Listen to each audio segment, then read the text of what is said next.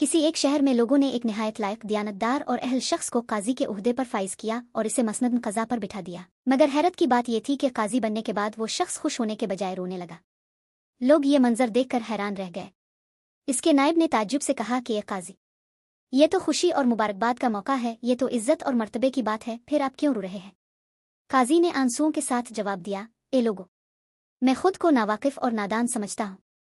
جب میرے سامنے دو فریق آئیں گے تو مدعی اور مدعا علیہ اپنے معاملے کو مجھ سے بہتر جانتے ہوں گے۔ وہ حقیقت سے واقف ہوں گے اور میں جہل اور غفلت کی دو زنجیروں میں بندھا ہوا ان کے درمیان کیسے انصاف کر سکوں گا؟ مجھے ڈر ہے کہ کہیں میں نادانی میں حقدار کو حق سے محروم نہ کر دوں۔ یہ سن کر نائب نے بڑے سکون اور حکمت سے کہا، اے مسند نشین قاضی، یہ بات درست ہے کہ فریقین اپنے معاملے کو جانتے ہیں، لیکن ان کے دل خود غرضی سے بھرے ہوتے ہیں۔ انہی خود غرضیوں کی وجہ سے ان کا معاملہ بگڑ جاتا ہے اور وہ عدالت تک پہنچتے ہیں۔ اگر تم ان کے معاملے کو بے غرضی اور خلوص کے ساتھ دیکھو گے تو حقیقت خود تم پر واضح ہو جائے گی۔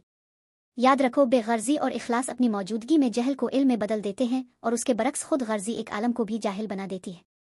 جب تک تم رشوت اور لالچ سے بچے رہو گے، اللہ تمہیں حق دکھا دے گا، لیکن اگر لالچ نے دل میں جگہ بنا لی تو وہ لالچ انسان کو اندھا کر دیتا ہے اور نفس کا غلام بنا دیتا ہے۔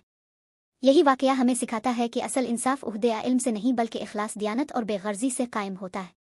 اللہ تعالی ہمیں ہر حال میں حق پر فیصلہ کرنے اور لالچ سے بچنے کی توفیق عطا فرمائے، آمین۔